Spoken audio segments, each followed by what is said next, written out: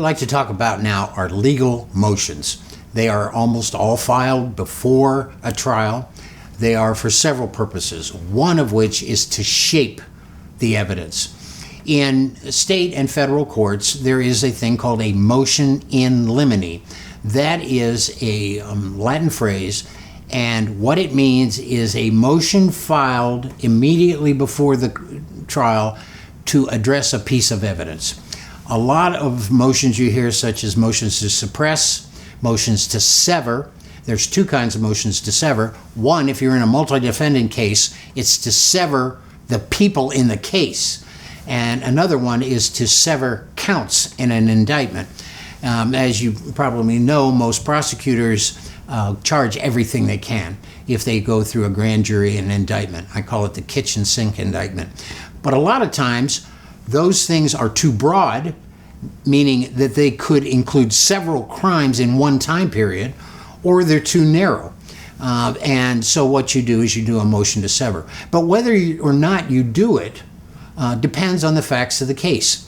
A lot of people, including this office, file grand jury motions. A lot of defense attorneys take the position, why should I file that? Even if I win it, they can go back to the grand jury. True.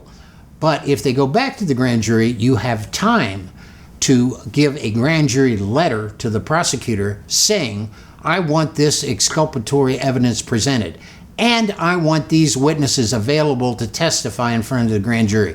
That way you can shape it. And recently we had one go from 28 counts to 8 counts because of a grand jury motion and problems with the scope of the hearing.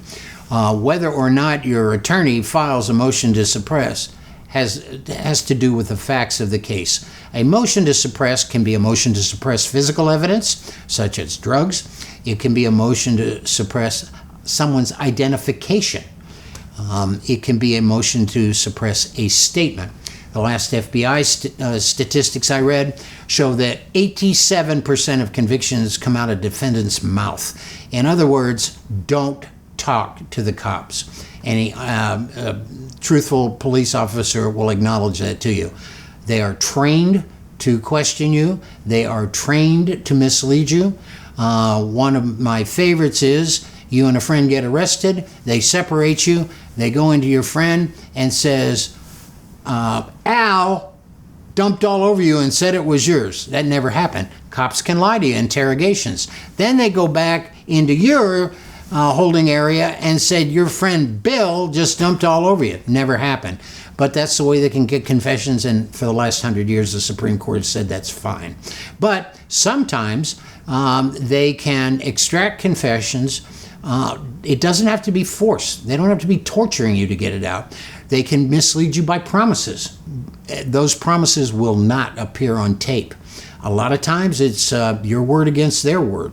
But there are a dozen factors that go into whether a statement was voluntary. Anyway, the motions have to address that. You have to do it ahead of time. The main reason is, even if it fails, it has built a record. So if the case goes down to an appeal, after that, the appeal judges have something to look at. It's not just a change of plea and then an appeal because the sentence wasn't what you thought it was. We're here to help you.